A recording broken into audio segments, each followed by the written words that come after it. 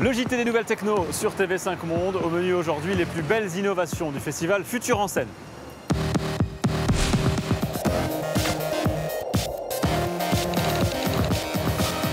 Bonjour à tous, bienvenue au Conservatoire national des arts et métiers à Paris. C'est ici que se tient pendant 10 jours un festival devenu incontournable en matière de nouvelles technologies dans la capitale française. Ça s'appelle Futur en scène. On fait le tour aujourd'hui et la semaine prochaine des principales innovations les plus originales, les plus prometteuses. Et on commence tout de suite.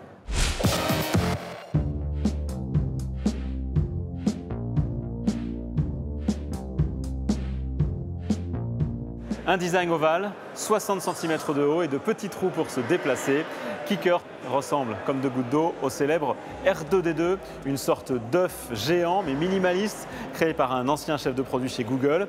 Il possède une caméra et des enceintes à 360 degrés, mais c'est surtout un rétroprojecteur contrôlable depuis un smartphone ou une tablette. Il projette n'importe quel contenu, film, site internet, vidéoconférence, sur n'importe quelle surface. Et puis il est intelligent, il retourne tout seul à sa base pour se recharger. C'est un robot qui est fait pour être la technologie dans la maison, et donc la maison c'est la famille. Et donc, et vu sa taille, la hauteur, l'interaction avec les humains, elle est très importante. Le fait qu'il soit rond, et je voulais aussi casser avec l'image de la technologie qui est souvent rectangulaire, pointue. Pour le mouvement, c'était plus pratique. Pour les enfants, il fallait quelque chose qui soit sécurisé et qui ne puisse pas leur faire de mal. Et donc voilà, ça a créé cette forme-là. À la base, c'était dans la réflexion un œuf, qui est un peu l'origine aussi du monde de la vie. Et on est parti sur ce design. L'avantage, c'est qu'on n'avait pas de repères, il n'y avait pas d'existant. Donc on pouvait faire tout ce qu'on voulait. C'était un processus vraiment très intéressant.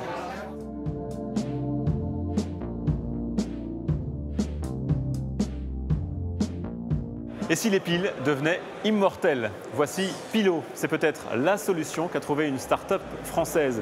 Elle reprend le principe de la dynamo en transformant le mouvement en électricité comme une éolienne avec le vent. Il suffit de la secouer pendant 3 secondes pour qu'elle se recharge. Un temps record pour une pile évidemment. Durée de vie quand même limitée, 10 ans. Mais Pilo pourrait être une révolution pour notre quotidien et pour l'environnement. La start-up commence à créer des objets complètement autonomes sur le même principe, comme une télécommande de télévision par exemple. Ce qui est en train de se passer, c'est que la plupart des objets de la vie quotidienne n'ont plus besoin de batterie. On peut fonctionner en récupérant de l'énergie de l'environnement, les secouant avec du solaire. Donc par exemple, et la plupart des objets, on peut parler d'un détecteur de monoxyde de carbone qui pourrait fonctionner au solaire. On peut parler d'une souris sans fil ou des manettes de jeu qu'on pourrait recharger par le mouvement. Ça, c'est des choses qu'on a prévu de faire. Des thermomètres sans pile aussi, toutes ces choses-là sont des choses qu'on a prévu de faire. Et on commence par une télécommande et après, on va décliner ça partout. L'idée aussi, c'est qu'on n'est pas les seuls à faire ça. Il y a d'autres personnes qui vont vers ça et dans 5 ans, notre objectif, c'est que tous ces objets qui ont des piles soient sans piles et fonctionnent de manière beaucoup plus durable et beaucoup plus écologique. Et c'est la fin de ce JTNT. Rendez-vous dimanche prochain, toujours ici au Festival Futur en scène sur TV5 Monde.